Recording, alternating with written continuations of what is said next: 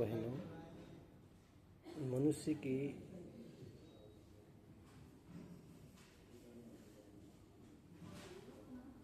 भक्ति मार्ग का रास्ता ही सरल है। इसको कठिन भी कह सकते हैं, लेकिन इसमें बाधाएं काफ़ी आती है भक्ति मार्ग पर चलने के लिए। सबसे पहले परिवार ही इसमें बाधक बनता है, क्योंकि अगर परिवार के अंदर एक बंदे के साथ दूसरा भक्ति में जुड़ जाता है तो धीरे धीरे सारे भक्ति में जुड़ जाते हैं और कुछ उसमें कोई नेगेटिव जाने की नहीं सोचता। और एक बंदा अगर भक्ति करता है और सारे नहीं करते तो उनको वो चीज़ें अच्छी नहीं लगती।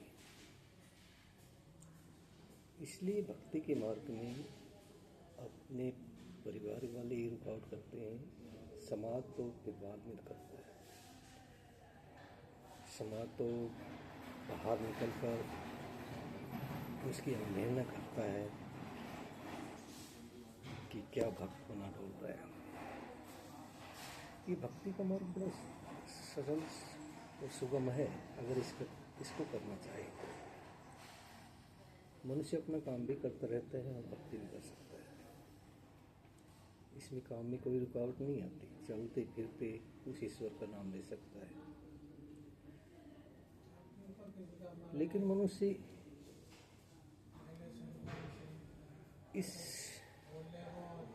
उधेड़ में बना लगा रहता है कि आज क्या होगा, कल उसका कर्जा देना है, कल उसका सामान लाना है, कल वो करना है, उसी में टाइम वेस्ट कर देता है। लेकिन भगवान को कभी याद नहीं। क्यों नहीं करते? क्योंकि उसकी इच्छाएं और आवश्यकता इतनी है कि उसी के बारे में सोचकर पूरी जिंदगी अपनी गवा देता है। लेकिन जिस ईश्वर ने उसको बनाकर भेजा है,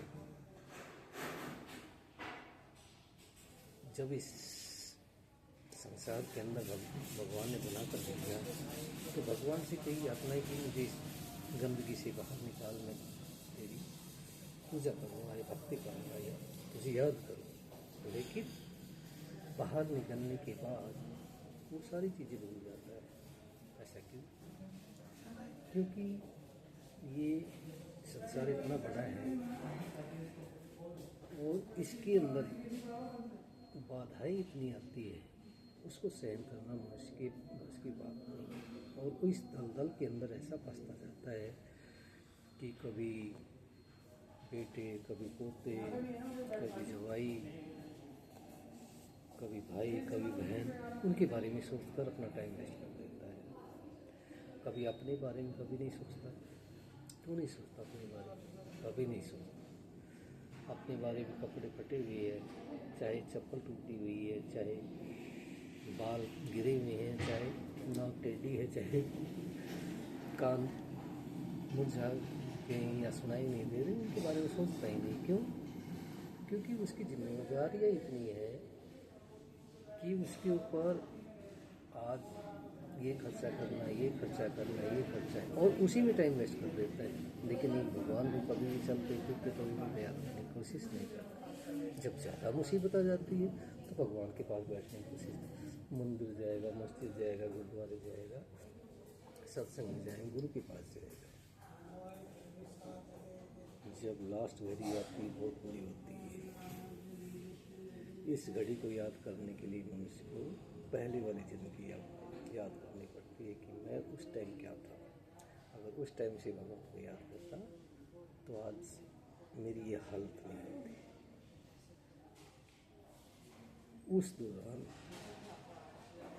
जो लंबा इतना पीरियड है, उस दौरान उसने कितनी गलतियाँ, कितनी भगवान से याद कि अब शब्द कहे हैं या कुछ मार्ग के अंदर जो आई बाधाएं, उनको सहन करते हुए भगवान को गालियाँ भी दी है, पता नहीं क्या क्या क्या, लोगों को गालियाँ दी है जो भगवान के बनाए हुए हैं। लेकिन अपने आप को कभी नहीं सोचा कि मैं क्या हूँ। अपने बारे में कभी नहीं सोचा, दूसरों के बारे में सोचते सोचते जिंदगी यापन करती है। और वो जिंदगी एक लास्ट स्टेज की नर्क बराबर जिंदगी है। अंत समय में न भाई काम आता है, न बंधु काम आता है, न बेटे काम आता है, न बेटे काम आता है, न जवाई काम आता है, कोई काम नहीं आता। सब मतलब की यारी, मतलब निकल गया तो गद्दारी। ये दुनिया की रीत है। तो भाई और बहनों, मैं आपको सलाह देना चाहता हूँ कि मनुष्य को अच्छे कर्म करें। उस भगवान को हमेशा याद रखना चाहिए। जो है तुम्हारे पास उसी पे संतुष्ट होना चाहिए। ठीक है, मेहनत करना चाहिए, मेहनत करना बुरी बात नहीं है, लेकिन अपनी चद्दर इतनी बढ़ानी चाहिए जितने पैर है। अगर उसे बाहर निकालते हो तो तुम्हें कर्जे होंगे या खर्चे होंगे या तुम्हें दलदल के अंदर फंसना पड़ेगा। तो इसलिए अपने खर्चे के रस्सी की तरफ सबसे प्रेम से बोलो, सबसे प्रेम का व्यवहार करो, माता पिता की सेवा करो, भाई बंधु से प्यार करो, बच्चों छोटे से प्यार करो, और ईश्वर को हमेशा जो ईश्वर बनाकर भेजा इसी लाइन के अंदर चलो। ईश्वर को शुक्रिया अदा करो हमेशा। अगर कभी चटनी रोटी मिल रही है, उसी को भगवान का शुक्रिया अदा करो। भगवान जो आज दिया है तो अपना प्रसाद समझ कर ग्रहण करो। यही मैं आपसे आशा करता हूँ कि अपने बच्चे को, अपने परिवार को, अपने माता पिता को आदर्शित देखो और उनको अपने आप सहन करना सीखो। बच्चों की गलतियाँ इग्नोर करना सीखो, बच्चों से प्यार करना सीखो। बस मेरी यही आपसे विनती है कि आपका स्वास्थ्य ठीक रहे, आप भगवान के अंदर रुचि लगाए, सत्संग में जाना शुरू करें, गुरु बनाओ, मंदिर मस्जिद में जाओ, ठीक है, अच्छे काम करो, सामाजिक काम करो। यही मेरी आपसे विनती है। जय माता दी, जय माता।